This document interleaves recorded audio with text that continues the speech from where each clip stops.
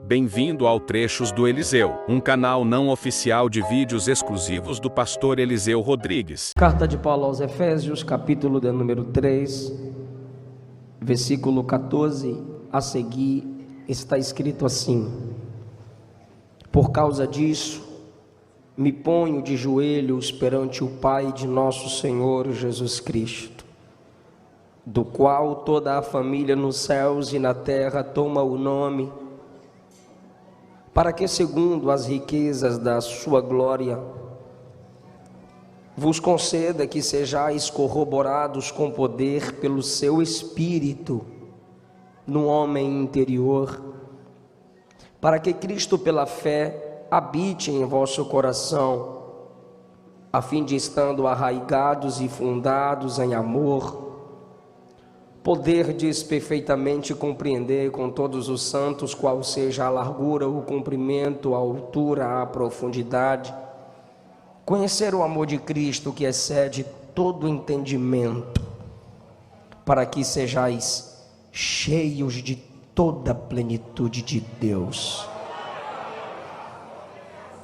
A Ele, aquele que é poderoso para fazer tudo mais abundantemente além daquilo que pedimos ou pensamos, segundo o poder que em nós opera, a Ele seja a glória na igreja, por Jesus Cristo, em todas as gerações, para todo sempre. Amém. Pode tomar o seu lugar, por favor. Eu tenho percebido ultimamente uma tentativa de despentecostalização em nosso meio. Parece que a batalha travada é entre nós. Estamos precisando relembrar aos pentecostais o que é o pentecostalismo. Estamos precisando lembrar à igreja de Deus que Jesus Cristo é o mesmo ontem, hoje e eternamente. Essa tentativa de despentecostalização das Assembleias de Deus é resultado de uma teologia feita por gente que tem luz na mente, mas não tem fogo no coração. Em Gênesis capítulo 3, você vê que a serpente falou no jardim. Em Mateus capítulo 4, a serpente falou no deserto. Ultimamente a serpente está falando em algumas faculdades teológicas. Pessoas em nosso meio que não creem mais em dons espirituais e simplesmente levantam seus certificados teológicos, se esfriaram na fé, porque não aprenderam a estudar em seminários conectados à igreja. Está uma onda agora de se ensinar uma coisa na academia teológica e outra coisa na igreja. A partir do ensino há uma dubiedade na vida desses homens. Eles, por não experimentarem a verdadeira teologia que faz o crente ficar de joelhos, se a teologia que você estuda não te faz orar, se a teologia que você estuda não te apresenta um Deus que te humilha, sua teologia é vazia, é superficial, é demoníaca. Tiago disse que há a sabedoria demoníaca, humana e animal. Mas isso não começou agora. Depois da reforma protestante, surgiu o que foi denominado iluminismo, a supervalorização da racionalidade humana, a capacidade do homem pensar e determinar o que de fato é e o que não é. E de repente o iluminismo se misturou com a teologia, e aí surgiu a teologia liberal. E a mistura do iluminismo com a teologia liberal gerou o cessacionismo. Teoria, não é teologia, é simplesmente uma teoria de que os dons espirituais de profecia, línguas, os dons extraordinários, dons de revelações, não mais existem. A diferença entre os teólogos da teologia liberal e os teólogos cessacionistas é que os teólogos da teologia liberal negam os milagres no tempo de Jesus E os sensacionistas negam os dons pelos quais Deus pode operar milagres ainda hoje. Alguns pastores calvinistas reformados sérios já até pediram perdão, pois reconheceram publicamente que uma das fontes da teologia liberal foi o meio reformado, do meio daqueles que valorizavam o conhecimento acima de tudo por causa do iluminismo, colocando a razão como aferidor de medidas. Ali pelo século 17 para o século 18, o metodismo de John Wesley se desenvolvia. O continuismo, ou seja, a crença na contemporaneidade dos dons, era pregada, era acreditada. Esses homens vieram misturando o iluminismo com a pregação da palavra, gerando a teologia liberal, desprezando os milagres, desprezando os dons. Olha como eles categorizaram os milagres nas escrituras sagradas. Primeiro, há uma diferença entre o Cristo da Bíblia e o Jesus histórico. O Jesus histórico é simplesmente aquele que pregava amor. O Cristo da Bíblia são invencionice dos apóstolos. Segundo lugar, os milagres que você estuda na Bíblia são simplesmente ilustrações de homens que queriam fazer com que as pessoas acreditassem neles. Ou seja, o cego não viu, o morto não ressuscitou, a filha de Jairo não ressuscitou, Lázaro não ressuscitou, o filho da viúva de Naim não ressuscitou, Dorcas não ressuscitou. Foram ilustrações dos apóstolos. O cego não viu. Quando você lê na Bíblia, isso é iluminismo, teologia liberal com sensacionismo. Quando você lê na Bíblia que um cego viu, o mais importante ali é a pedagogia do texto. É você entender que pelo poder do evangelho, quem estava em treva enxerga a luz. Quando você vê um morto, o morto não ressuscitou. Não. Ali você tem uma ilustração de que o homem morto, espiritualmente, pode ganhar vida. O paralítico não andou, não. O coxo não entrou no templo saltando e pulando depois de curado. Não. O camarada esperando há 38 anos, ele não foi curado. A mulher encurvada, que na mesma hora se levantou, não, ela não foi curada. Não, isso é uma ilustração de que Jesus pode levantar a pessoa caída, de que Jesus pode consertar a pessoa torta. E aí, meu irmão, chegou o tempo do desenvolvimento do pentecostalismo, início do século XIX, principalmente aqui no Brasil. E os nossos pais, sabendo que esse tipo de teologia dominava as academias, dominavam as faculdades, eram as mais pregadas e os livros mais desenvolvidos, eles começaram a dizer: evite estudar teologia, não estude teologia, cuidado com as academias, cuidado com as letras. Hoje não tem como você mais falar isso.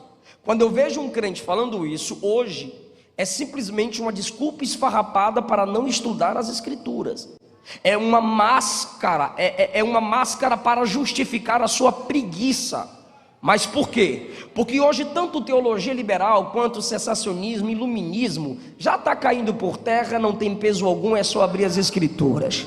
Só que os nossos pais falavam por proteção, para que os irmãos evitassem se misturar com esse tipo de conhecimento, para que os nossos irmãos pioneiros das Assembleias de Deus evitassem perder a simplicidade, porque a sagacidade de Satanás, através das letras de homens que não se submetem à verdadeira interpretação das escrituras, ao jejum e à oração, pode desvirtuar a simplicidade do evangelho da mente daqueles que acreditam que Jesus ainda opera e faz milagres. O que eu quero dizer com essa introdução é que nós chegamos numa época de avivamento equilibrado, ou reabibliamento equilibrado. O avivamento foi intelectual, foi luz na mente, foi as escrituras abertas diante daqueles que ainda não poderiam ter as escrituras diante deles. Deus soprou o pentecostalismo para a devolução dos dons, e assim o pentecostalismo devolve o amor, a democracia entre os irmãos, pois até então, principalmente em muitas igrejas históricas, negros mulheres, crianças não tinham vez, nem tinham voz.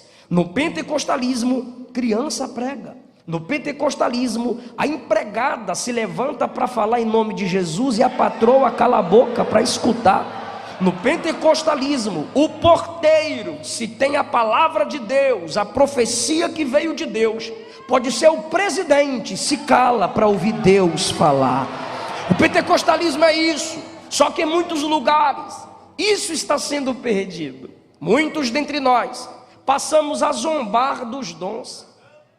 Comediantes da fé que se desenvolvem nas redes sociais, zombando de nossos hinos, zombando do nosso modo fervoroso de adorar, zombando do nosso modo de orar, zombando de línguas estranhas. É óbvio, só há algumas opções diante de um verdadeiro avivamento. Em Atos capítulo 2 tem aqueles que receberam o avivamento, mas tem aqueles que riram do avivamento. Porque se eu não tenho o que você tem, é melhor eu rir para disfarçar que eu não tenho o que você tem. Porque enquanto eu estou rindo por não ter o que você tem, outros vão olhar para mim e ao invés de perceber que eu não passo de um vazio, eu sou simplesmente alguém zombando por não concordar daquilo que eu não estou entendendo nada. Então tem gente que ao invés de se submeter a quem tem, ele prefere ferir quem tem. E qual é o método que está sendo usado em nossos dias? Silenciar-nos de dentro para fora. E enquanto eu pensava sobre isso, alguém me disse, perceba que Paulo não mostra, Paulo não apresenta o poder do Espírito do mesmo jeito que Lucas faz no Evangelho de Lucas e em Atos dos Apóstolos. É por isso que, olha só as expressões, é por isso que nós não pegamos esse tipo de fervor, essa busca por dons, essas mensagens de empoderamento e as estabelecemos como doutrina. Vou repetir, nós não vemos Paulo explicar, pregar, ensinar sobre esse empoderamento que os pentecostais pregam. Paulo simplesmente usa a pessoa do Espírito Santo para falar de santidade. Será que se esqueceram que na primeira carta aos Coríntios, capítulo 1, Paulo diz que na igreja em Corinto não faltava dom, porque eles aguardavam a vinda do Senhor. E eu vou perguntar para a igreja que ama a palavra: Jesus já veio? Não, a resposta é não, me assusta não, senão eu vou assustar aqui, olha. Jesus já veio? Não. Paulo disse: não vos falta nenhum dom, enquanto vocês aguardam a manifestação do Senhor Jesus. Ora, a igreja não era a igreja de Corinto, a igreja de Jesus, era uma igreja em Corinto. Paulo está dizendo que a continuidade dos dons é realidade até a vinda do Senhor. No capítulo de número 12, Paulo fala sobre a busca dos dons. No capítulo de número 13, Paulo fala que o amor é a alavanca para o exercício dos dons.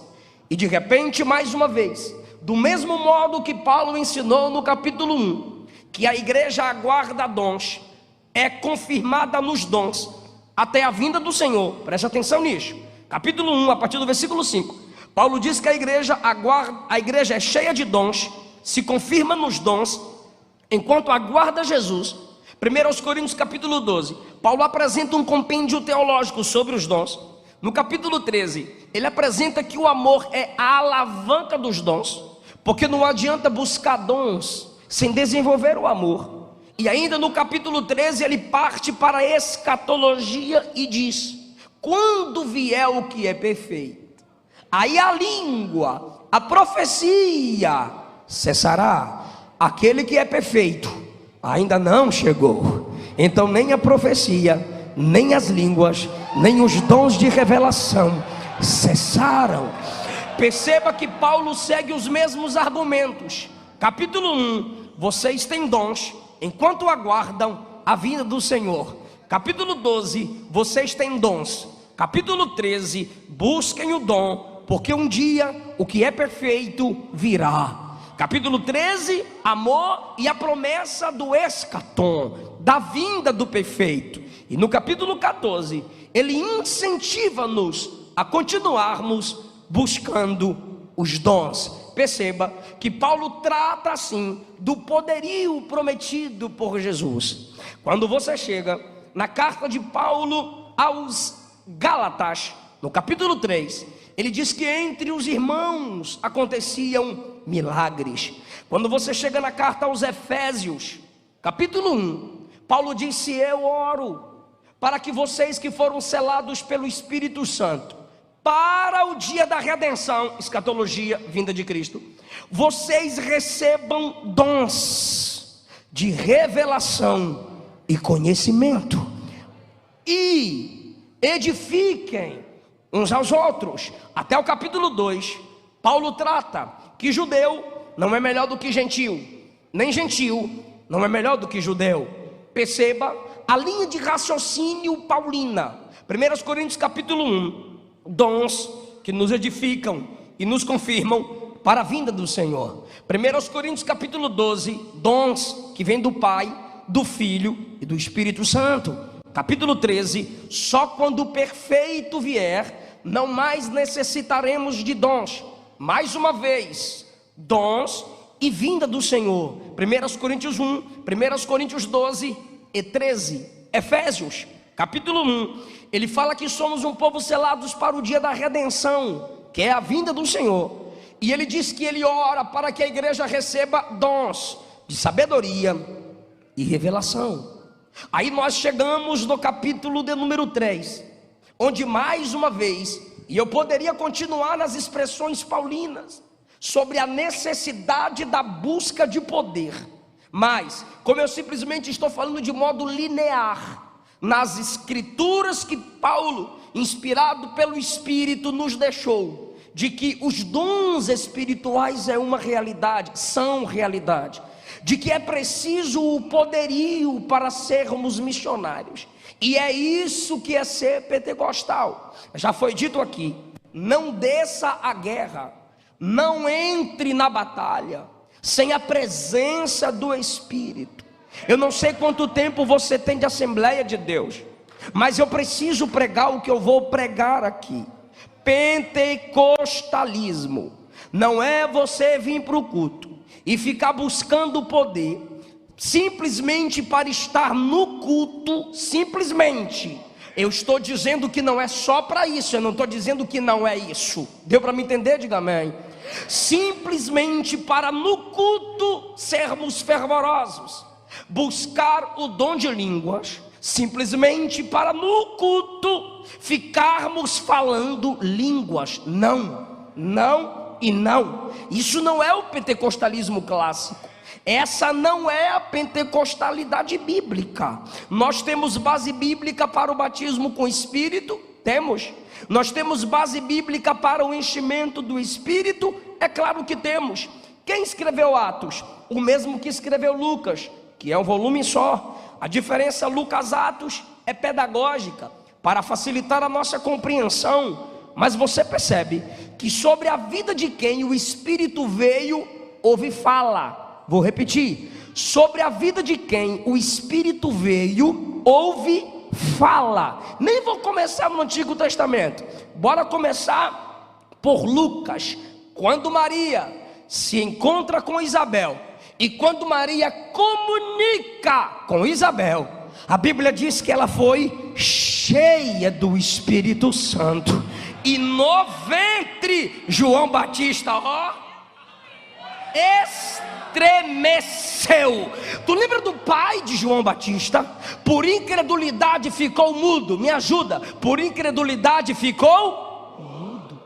Quando chegou o dia da abertura dos lábios, sabe quando foi que os lábios se abriram? No dia que o Espírito de Deus o encheu. Diz o texto, ele abriu a boca e começou a profetizar. Isabel, cheia do Espírito, começou a falar, profetizar em forma de canto. o marido Zacarias, quando o Espírito vem sobre ele, abre a boca e começa a profetizar. Perceba que essa é a linha. Foi cheio do Espírito, vai abrir a boca e vai ter falas. Atos capítulo de número 1, Jesus disse: fiquem em Jerusalém, até que do alto vocês sejam cheios de poder, pois a promessa que meu Pai fez se cumprirá, pois descerá sobre vós o Espírito Santo. Agora presta atenção nisso: e ser-me-eis testemunhas, tanto em Jerusalém, como em Judeia, Samaria e até aos confins da terra. Há duas coisas que eu preciso falar para vocês aqui. A primeira: Jesus não está ordenando ninguém pregar em Atos 1. Vou repetir, talvez eu tenha te assustado, mas é só ler o básico do texto. Jesus não está mandando ninguém ser testemunha, ninguém pregar em Atos 1. É só repetir o texto: vocês serão cheios e ser-me-eis, serão para mim testemunhas. Jesus não está dizendo primeiro sejam cheios e depois vão pregar. Não. Jesus está dizendo vocês serão cheios e ser-me-eis. Jesus não está dizendo seja cheio e vá pregar. Jesus está dizendo que o resultado de ter sido cheio é pregar. Pastor, eu sou cheio. Quantas almas? Pastor, eu sou cheio. Qual país está te incomodando para você ir lá fazer a obra? Pastor, eu sou cheio. Qual culto você está ajudando? Qual culto? Pastor, eu sou cheio. Qual departamento você está orando, jejuando, auxiliando? Pastor, eu falo Lamanaia. Cadê? Está discipulando quem? Batizou quem? Ganhou quem para Jesus? Cadê?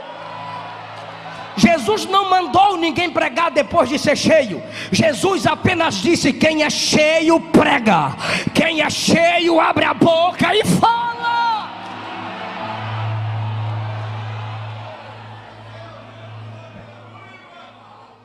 Atos capítulo 2, cumprindo. Tem a segunda coisa que eu tenho que falar em Atos 1. Primeiro, Jesus não está mandando ninguém pregar. Jesus está dizendo que o pregar é resultado de ser cheio. Segundo lugar, olha o que ele diz: e ser-me-eis testemunhas em Jerusalém, tanto em Jerusalém como em Judeia, Samaria e até os confins da terra. O que a gente faz quando lê esse texto? Primeiro você prega em Jerusalém, que é sua igreja, sua casa. Depois você pensa na Judeia, e depois você pensa em Samaria. Jesus não fez isso. Jesus não determinou grau de prioridade. Jesus não disse primeiro Jerusalém, depois Judéia, depois Samaria. É só prestar atenção. Ele diz: vocês serão cheios e ser-me-eis testemunhas, tanto em Jerusalém como em Judéia. Ou seja, no mesmo momento que prega aqui, vai pregar ali, vai pregar lá, vai pregar lá, vai pregar depois. É na mesma hora, em todos os lugares. Por que eu digo isso? Porque há muitos dentre nós: eu ainda não ganhei minha família para Jesus. Se eu fosse esperar minha família vir para Jesus para pregar, eu estava frito. Meus filhos estão desviados. Padre, desculpa, não é você que é o salvador. Você não é responsável por salvar. Quem salva é Jesus. A sua missão é pregar.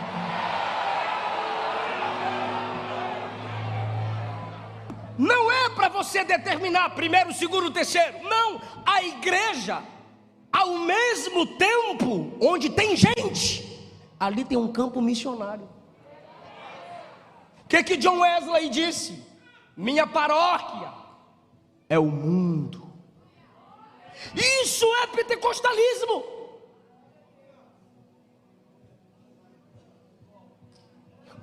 Quando quando você é batizado com o Espírito Santo. E tomara, pastor, que essa pregação minha não diminua a busca pelo batismo. Quando você é batizado com o Espírito Santo, quando você recebe o poder do Espírito, como que nós, pentecostais clássicos, acreditamos e identificamos a pessoa que foi batizada com o Espírito Santo? O falar em? Me ajuda, o falar em? Ou seja, o que é o falar em línguas para nós? Um sinal visível, público, de que alguém recebeu poder. Mas aí tem uma pergunta: poder para quê?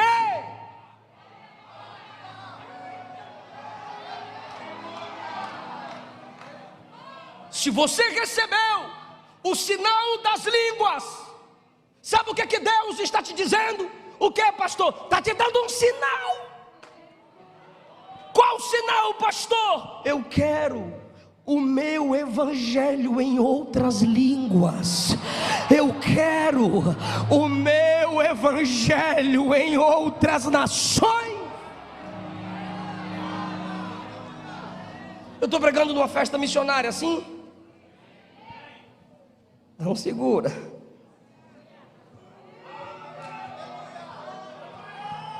Paulo é missionário. Paulo é plantador de igrejas, mas ele está preso. E quando ele está preso, ele está escrevendo aos irmãos. Aí ele diz no versículo 13: eu peço que vocês não desfaleçam nas minhas tribulações. Ou seja, Paulo está preso e tinha gente querendo desviar. Paulo está preso e tinha gente querendo desistir. Sabe aquele tipo de crente que é crente no pastor? Sabe aquele tipo de igreja que o pastor não pode falar que vai tirar férias? Primeiro, o pastor não pode tirar férias porque é robô para eles. Segundo, se o pastor disser que vai tirar férias, ele some da igreja, porque ele não é crente em Jesus, ele é crente no homem. Ele cultua para ser visto e não por ser adorador. Aí Paulo está preso e diz: não desfaleçam nas minhas tribulações.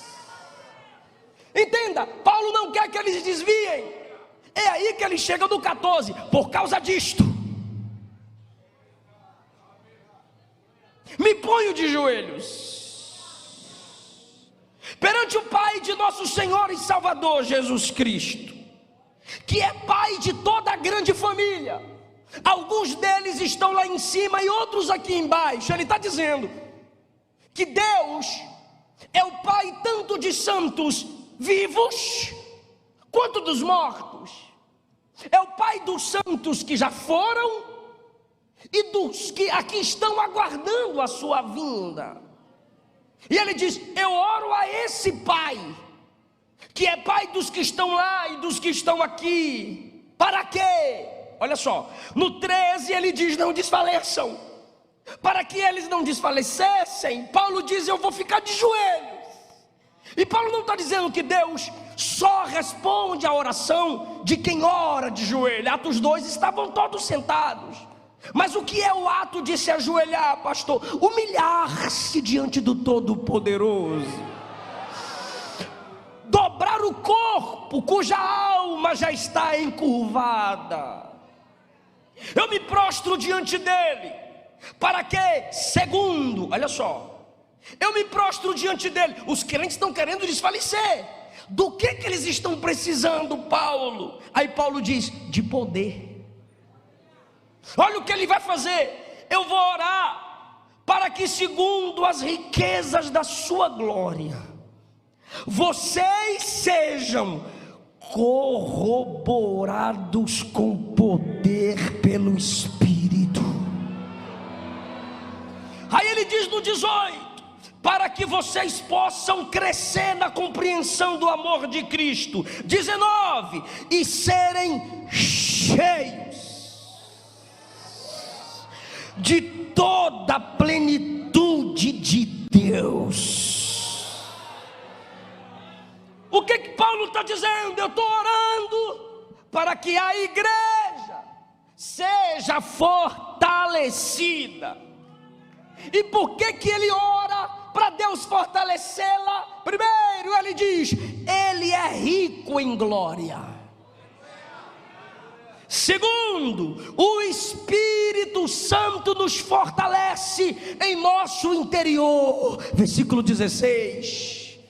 Ele usa a palavra robustecidos.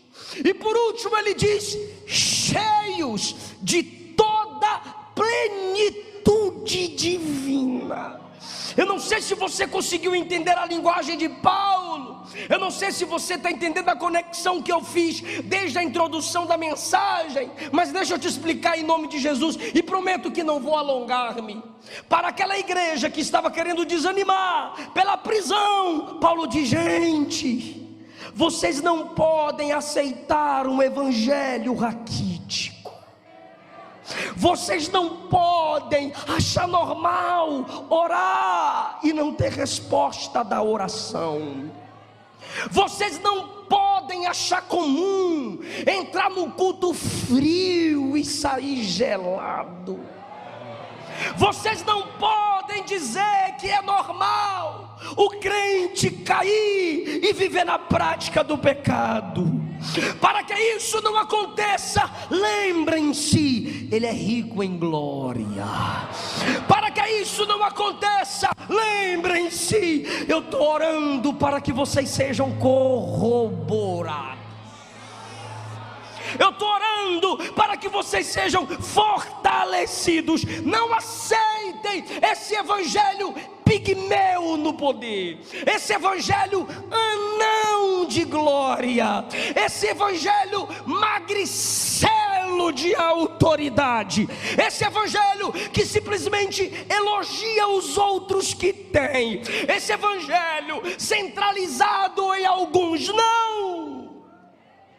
Busquem poder, busquem robustez, busquem plenitude. Saiam do culto tristes. Eu não quero fazer muito isso com vocês, mas hoje eu sinto que eu preciso. Diga para alguém: saia de alguns cultos tristes. Quem está na cadeia? Paulo. Quem está preso? Paulo. Quem está solto? Os irmãos. O preso está falando para quem está livre: vocês estão fracos. O preso está falando para quem está livre: vocês estão sem poder. O preso está falando, um só está falando para a maioria: vocês precisam ser cheios. E sabe o que é que eu vou fazer? Eu vou orar por vocês. Você sabia que nós não somos mais referência de pentecostalidade no mundo?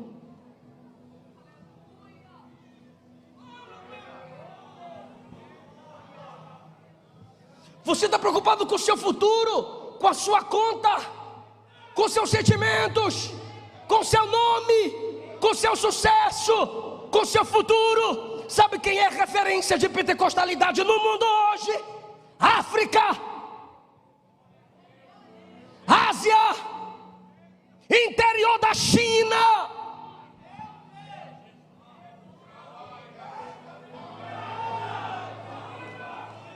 Um africano, esqueci o nome dele agora, adquira o livro Fogo Autêntico, a história está lá.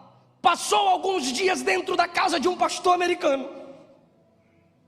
e todo final de culto o pastor americano reclamava para o africano: precisamos de poder, precisamos de poder. Um dia antes do africano voltar para a África,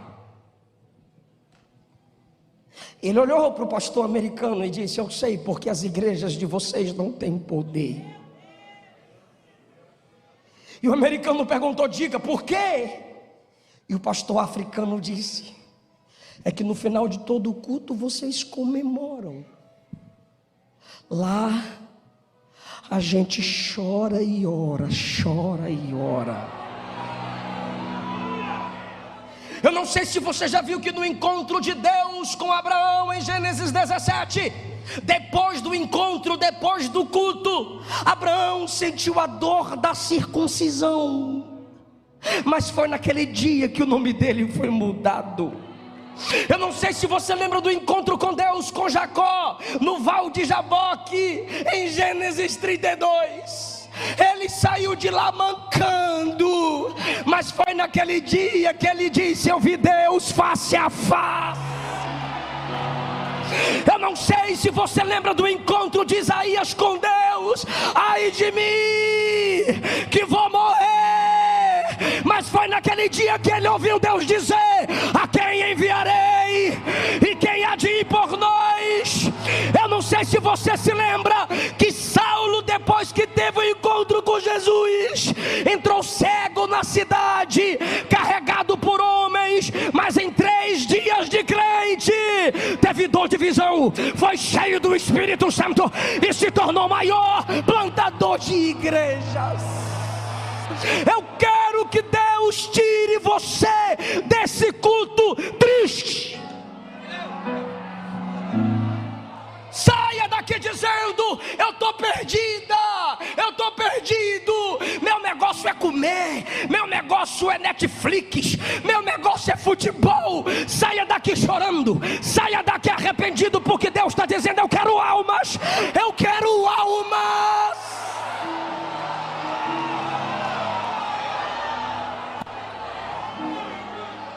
O prisioneiro na cadeia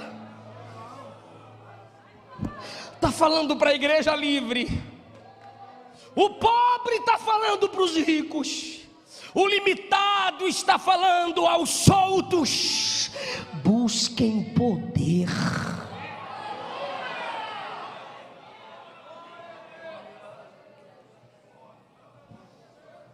Eu gosto quando Paulo diz: pelas riquezas da glória. Por quê? Porque me faz fazer uma pergunta: Deus empobreceu?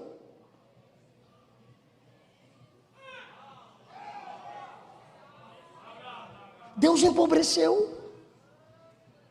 Qual é a resposta? Qual é a resposta? Não. Então cadê os dons?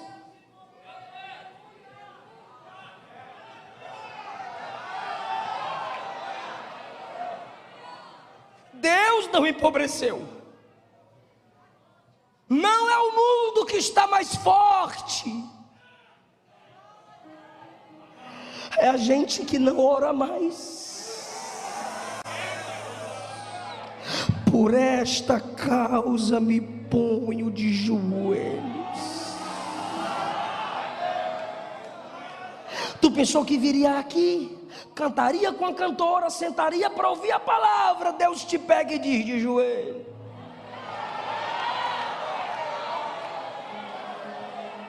Ainda ouço a vozinha fraca da minha avó, que já passou para Jesus: meu filho, você já orou hoje? Eu disse: não, vovó. Ela disse: nenhuma oração, nenhum poder. Pouca oração, pouco poder. Muita oração.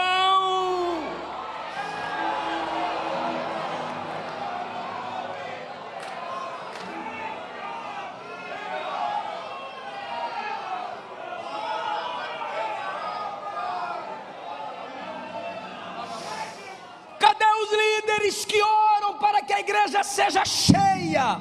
Cadê os líderes que oram para que a igreja receba dons?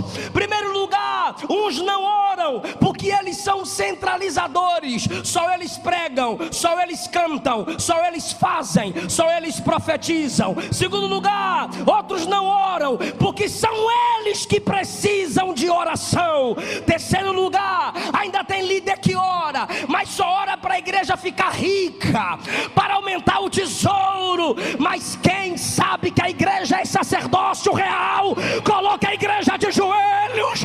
Coloca a igreja de joelhos. O fato de alguém pregar, de alguém cantar, não quer dizer que somos melhores do que você. Só quer dizer uma coisa: Eu sou um instrumento para te lembrar que eu estou numa guerra. Sabe por que os pastores nos colocaram de joelhos? Sabe por que o pastor orava e dizia: enche seu povo? Sabe por que os congressos missionários? A mensagem é essa: estamos em guerra. E a guerra não é vencida por um guerreiro só. O exército tem que se levantar. Por esta causa, eu me ponho de joelhos. Para que, Paulo? Para que vocês sejam corroborados, cheios da plenitude de Deus. Paulo, mas você está preso. Eu estou preso, mas ninguém prende o Espírito. Aonde está o Espírito de Deus, aí a liberdade.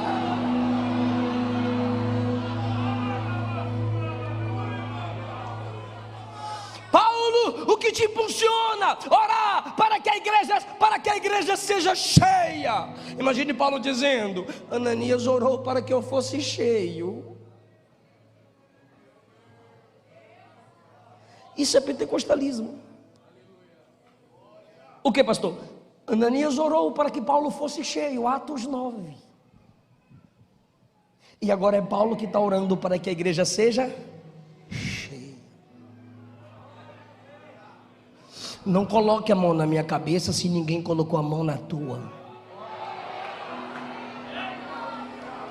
Não queira construir minha vida se ninguém construiu a tua. Não queira me ensinar nada se você não aprendeu com outro mais cheio do que você. Sabe por que tem gente que não se incomoda com sua igreja sem poder? Sabe por que tem pastor que não está nem aí, culto frio, gelado? Sabe por que tem pregador que não está nem aí, pregar e não acontecer nada? Daqui a pouco os netcrentes vão me criticar aí. Agora a gente prega por resultado? Sim, eu prego por resultado. Se a palavra é espada, o resultado é cortar. Se a palavra é fogo, o resultado é queimar. Se a palavra é martelo, o resultado é quebrar. Eu quero ver resultado. Eu quero ver resultado. Agora eu quero ver quem é de Bíblia. Eu quero ver resultado, porque Ele é poderoso para fazer infinitamente mais, abundantemente mais do que aquilo que nós pedimos, que nós pensamos.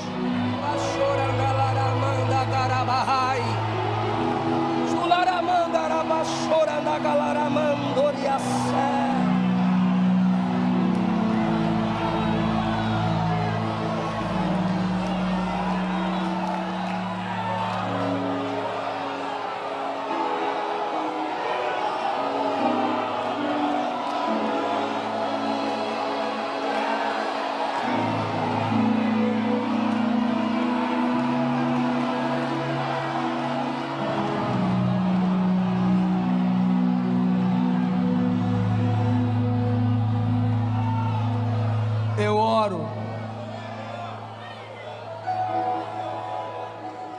Eu estou preso, mas o Espírito é livre.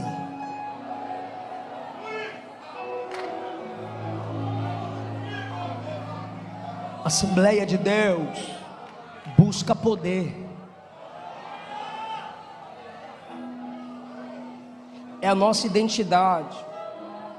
Ah, discordo, é nosso protocolo. O protocolo não muda, se adapta.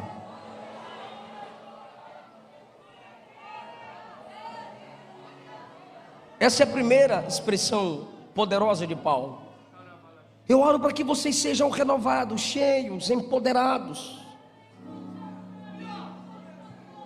Eu oro.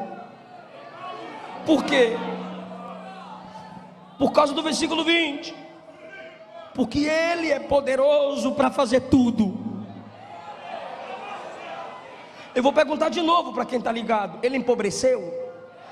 Ele enfraqueceu?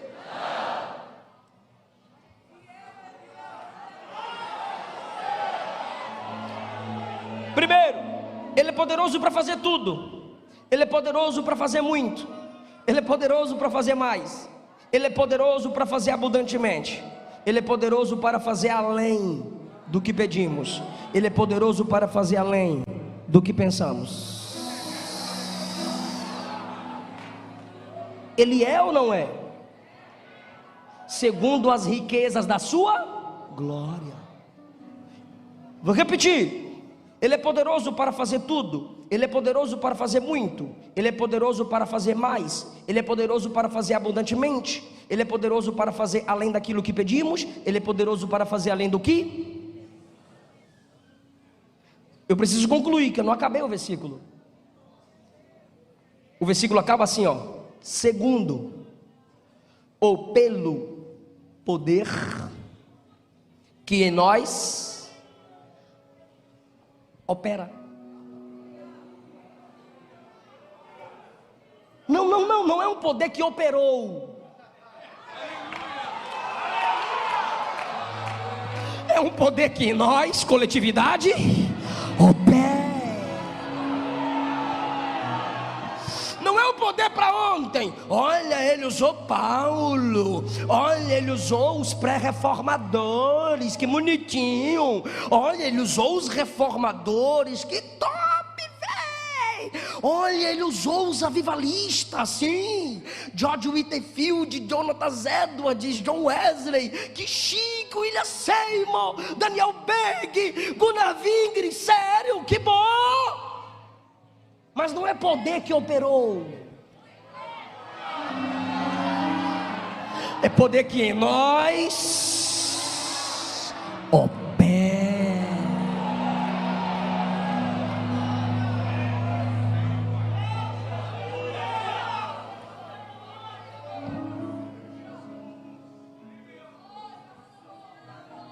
Me imite, por favor, me imite.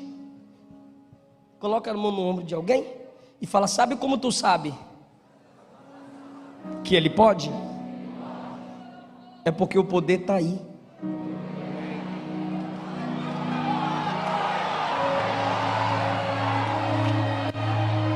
Em nós opera.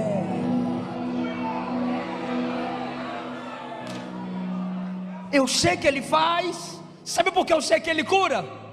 Porque ele já me curou. Sabe por que eu sei que ele batiza com o Espírito Santo? Porque ele me batizou. Sabe por que eu sei que ele dá dons espirituais? Porque ele me deu. Eu não preciso olhar para cima e dizer: Deus manda, não, já está aqui. E eu digo: flui Espírito, transborda Espírito que habita em nós. O poder não está lá, o poder está aqui. Isso quer dizer que você tem que estender a mão sobre o enfermo. Pastor, como é que eu sei que eu tenho o dom? Testando. Pastor, como é que eu sei que eu fui chamado para pregar? Abrindo a boca e pregando. Pastor, como é que eu sei que eu tenho autoridade para curar enfermo? Coloca a mão em nome de Jesus, eu repreendo a enfermidade. Sai! Pastor, como é que eu sei que eu tenho dom de maravilha? A ambulância passou, Will. Levanta a mão, todo espírito de morte eu repreendo pela autoridade que há no nome de Jesus. Irmão, tem que usar. Poder é para usar.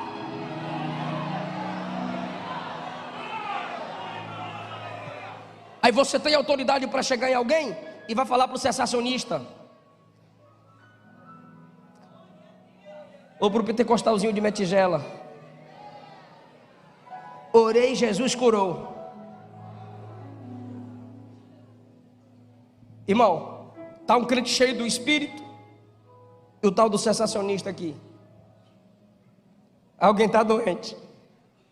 Tem dois: o pentecostal, bíblico, cheio do Espírito, e o sensacionista aqui. E o dodói ali, doente. Olha a mentalidade do sensacionista: Deus está no controle. Deus é soberano. E o pentecostal que crê na mesma coisa diz: ele é soberano mesmo, tanto para permitir a enfermidade, quanto para me dar poder para repreender ela. Você vai lá em nome de Jesus, expulsa a enfermidade, poder que nós opera. Depois você vem para o cessador: orei, Jesus curou. Sabe o que ele vai dizer? O diabo também cura.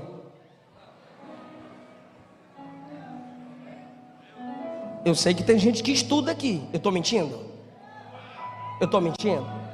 O diabo também faz milagre. Interessante. Aqui na Bíblia, o diabo adoecia as pessoas e Jesus curava. Hoje, para o sensacionista, Jesus adoece. Lembra que ele falou que Jesus é o soberano? E o diabo cura.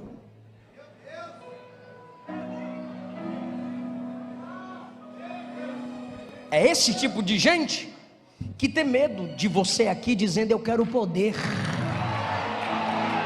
Mas é esse tipo de gente que Jesus gosta de ouvir dizer eu quero poder. Eu quero poder. Eu quero poder.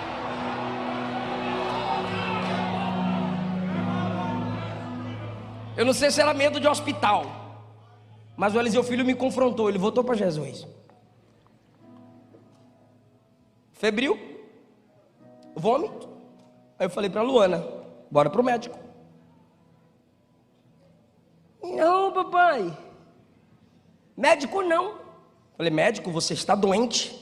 Ele botou a mão pegou a minha mão, pôs na cabeça dele, ora por mim.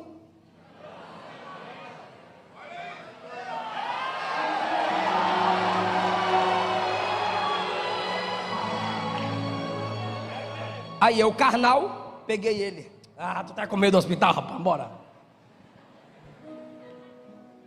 E eu dirigindo, eu disse, onde ele viu isso? Como é que ele sabe que se colocar a mão na cabeça e expulsar a enfermidade, Jesus cura?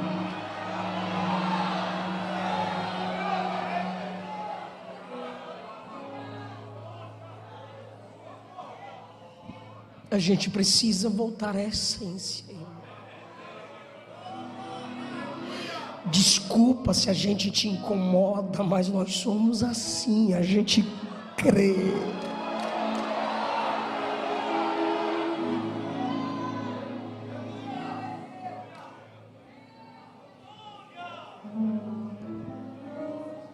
Segundo o poder que em nós opera.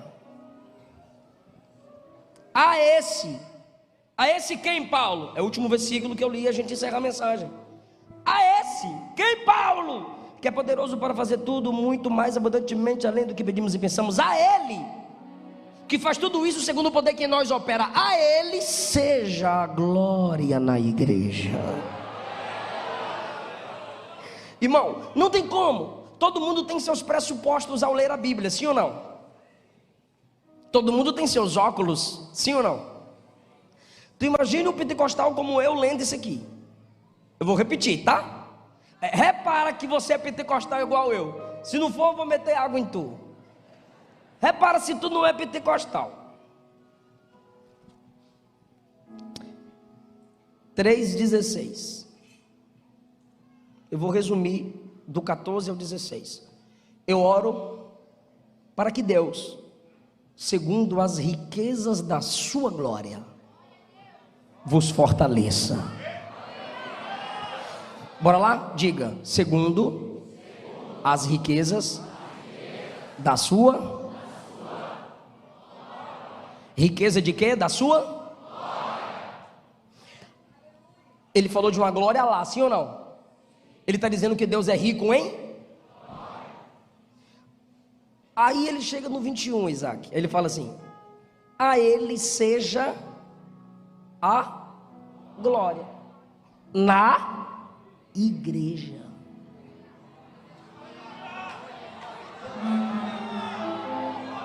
Eu falei, rapaz, eu já vi isso aqui quando eu era criança. No versículo 16, glória lá, que vem para cá. No versículo 21, glória aqui, que vai para lá. Mas no 21 só tem glória aqui para voltar para lá. Porque no 16 tem glória lá para vir para cá. Isso aqui não é para Nutella, é para pentecostal raiz. É que a gente não precisa ficar mandando glória para lá para ele mandar para cá. Não, não, não. O texto verdadeiro é: ele é quem começa, a gente não começa nada, ele é a fonte de tudo. Ele tem a glória para mandar de lá para cá, e a gente responde daqui para lá. Eu não entendi, pastor. Porque dele fonte, por ele processo, para ele destino, são todas as coisas, a ele a honra, a ele a...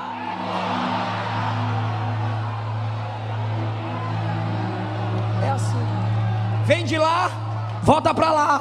Vem de lá, volta para lá. Vem de Jesus, enche a igreja e volta para lá. Ele manda a glória, a gente prega, vidas são transformadas, ele é glorificado. Ele manda a glória, você ora pelos enfermos, eles são curados, ele é glorificado. Ele manda a glória, ele te renova, você fortalece outros, ele é glorificado. Ele manda a glória, ele te cura, você conta o testemunho, ele é glorificado. É assim, é um ciclo que não vai parar de rodar.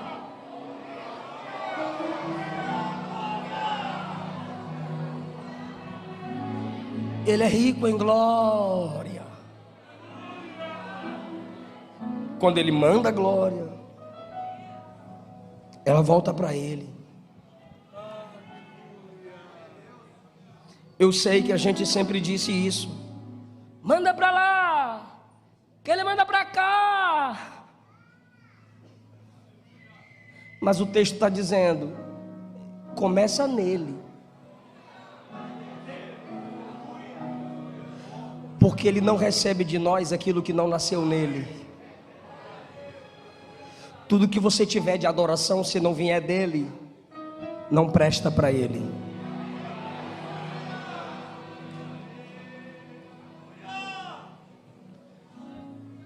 Porque dele, por ele, para ele,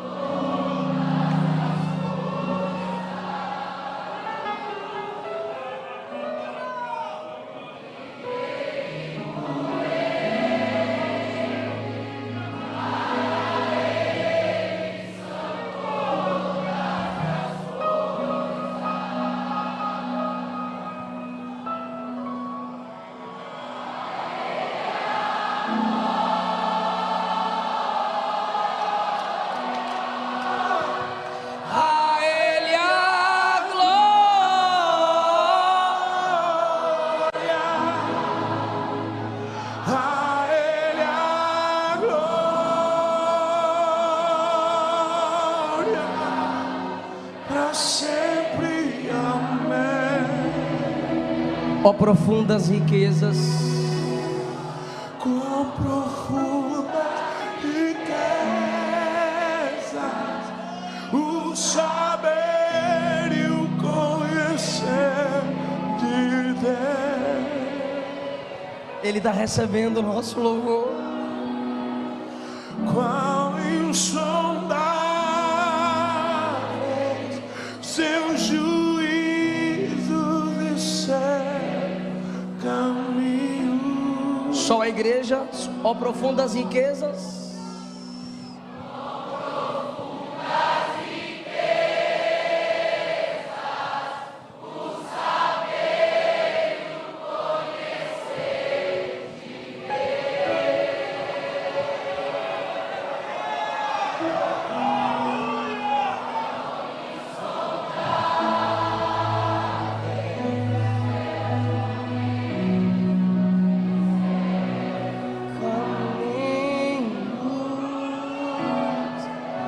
Bem forte a ele a glória.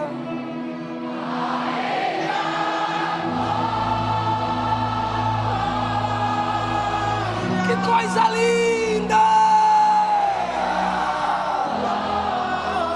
A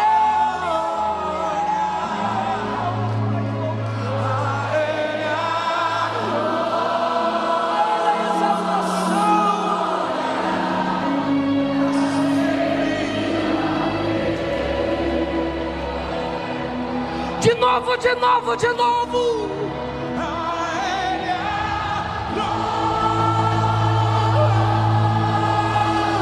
Adore porque você tem. Está fraco, mas o Espírito Santo está aí,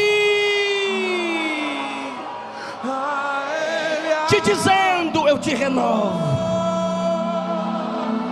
eu te dou robustez.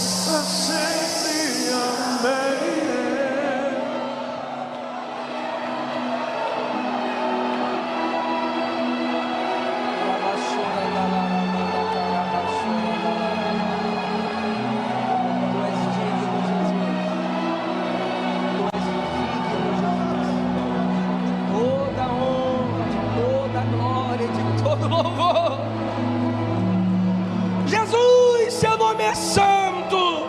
Jesus, seu nome é poderoso, porque Deus o exaltou soberanamente e lhe deu o nome que é sobre todo nome, para que diante do nome de Jesus se dobre todo o joelho dos que estão no céu, na terra e debaixo da terra, e toda língua confesse que Jesus Cristo é o Senhor, para a glória de Deus Pai.